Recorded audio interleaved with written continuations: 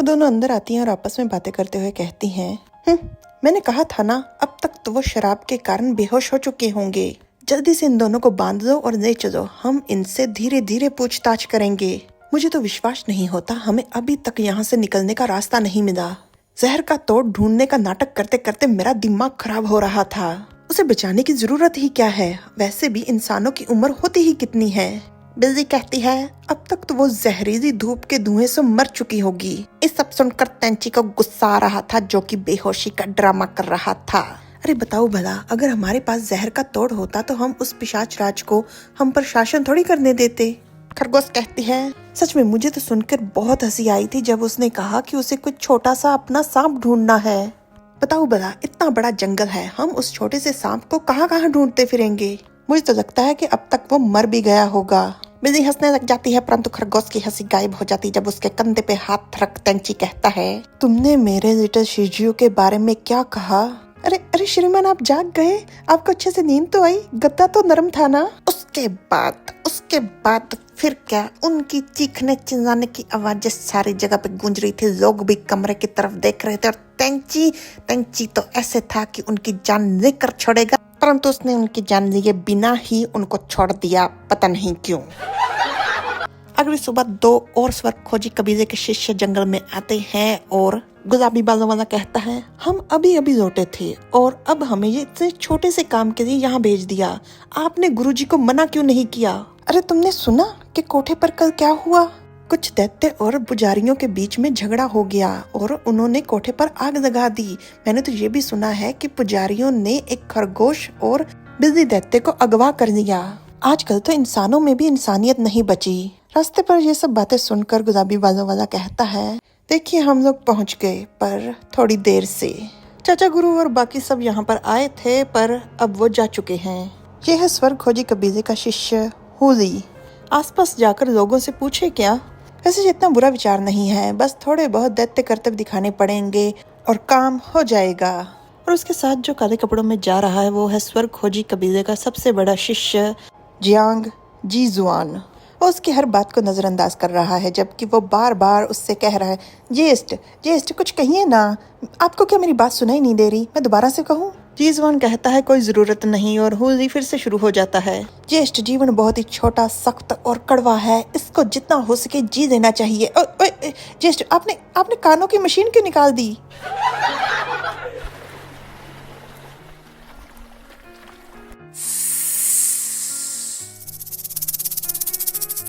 Part 24। उस सफेद सांप ने कहा। बिल्ली और खरगोश दैत्य रोते मिन्नतें करते हुए कहती हैं हमें माफ कर दीजिए, मैं छोड़ दीजिए, हम दोबारा ऐसी करने की हिम्मत कभी नहीं करेंगे। आमतौर पर तो हम दैत्यों से बस छोटी छोटी चालें चलकर उनकी चीजें और पैसा चुराते हैं ताकि हम अमीर हो सके, हम किसी की जिंदगी नहीं लेते। हमें पता चला कि आप हमें यहाँ से बाहर निकाल सकते हैं, तो बस हम जज्बातों में बह गए। यहाँ पर तुम लोगों को अपने गुनाहों का विश्लेषण करने के लिए रखा गया है, ताकि अपने गुनाहों को समझकर तुम लोग सुधर जाओ और जिसकी भी सजा पूरी हो जाएगी वो यहाँ से आजाद हो जाएगा। पर तुम दोनों को कुछ ज्यादा ही जल्दी है यहाँ से निकलने की। कहीं यहाँ पर होने वाली अजीब घटनाएं और जियांगसू ताया गुरु के गायब होने के पीछे तुम दोनों का ही हाथ नहीं? नहीं, बिल्कुल नहीं, इन सब से हमारा कुछ लेना देना नहीं। हाँ, बड़े गुरु जियांगसू कोठे पर आए थे, पर वो वहाँ लंबे समय तक रुके नहीं, और ऊपर से वही तो जंगल के कानून देखते हैं। हम जैसे छोटे दैत्य कभी भी उनसे पंगा लेने की हिम्मत नहीं कर सकते। चंग कहता है तो फिर जहर के तोड़ का क्या। रुन जियाओ की हालत खराब होती जा रही है, उसे जल्द से जल्द दवा देनी होगी। मुझे पता है, बादशाह कैद खाने में एक बहुत ही ताकतवर वैद्य है, उसके अलावा और कोई भी पिशाच राज का जहर नहीं काट सकता। अगर हम लोग उसका पता दे दें तो क्या आप लोग हमें छोड़ दोगे। चुटकी बिल्ली ने बहुत ही उम्मीद से अपना छोटा सा हाथ खड़ा कर ये बात कही थी, परंतु तेंची को विश्वास नहीं। वो कहता है तुम दोनों एक बार पहले भी मुझे बेवकूफ बना चुकी हो, मैं तुम लोगों पर विश्वास कैसे करूं। रोशनी सब बातों से तंग आ चुका था। इससे पहले कि वो मुंह खोलती उन पे वार करते हुए वो कहता है बकवास बंद करो। हवा की रफ्तार से भूषण का किया हुआ वार उन्हें जाकर लगता है। भूषण कहता है ये मेरी बर्फीली सुइयां हैं, इन पर ठंडा जहर लगा हुआ है। एक बार ये तुम्हारी हड्डियों तक पहुंच गई और इन्होंने अपनी जड़ें बना ली तो ये पिशाच राज के जहर से भी 100 गुना ज्यादा दर्द देंगी।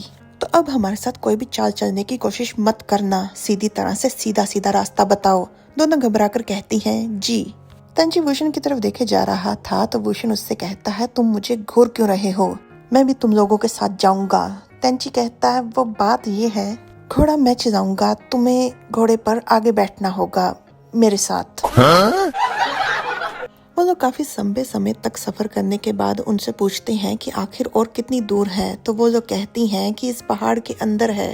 एक इमारत के सामने जाकर वो लोग रुकते हैं। वो दोनों कहती हैं कि बस यहीं पर हम लोग पहुंच गए। उस इमारत को देखकर वुशन का मन थोड़ा विचलित हो जाता है। वो मन में कहता है कि ये जगह नागराज के मंदिर से इतनी ज्यादा मिलती क्यों है, पर जल्द ही वुशन को एहसास होता है कि ये वही जगह है, इसलिए वो थोड़ा उदास हो जाता है। तेंची कहता है क्या हुआ, तुम ज्यादा खुश नहीं लग रहे। वुशन कहता है कुछ नहीं हुआ। तेंची कहता है हम लोग बहुत ही जल्दबाजी में थे हर समय, इसलिए मुझे तुम्हारा नाम पूछने का समय ही नहीं मिला।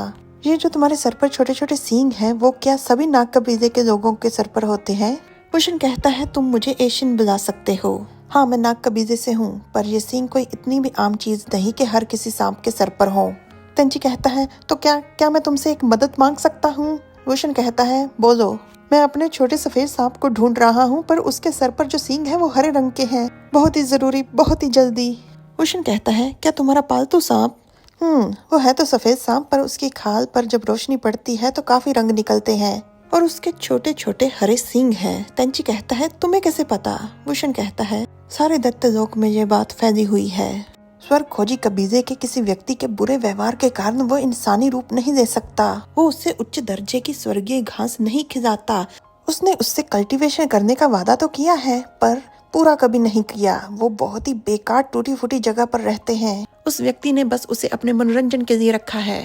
यह वो दृश्य जो तेंची सोच रहा है कि वुशन अपनी दुख भरी कहानी सुनाते हुए रो रहा है और सभी दैत्य जीव जंतु उसकी कहानी सुनकर फूट फूट कर रो रहे हैं।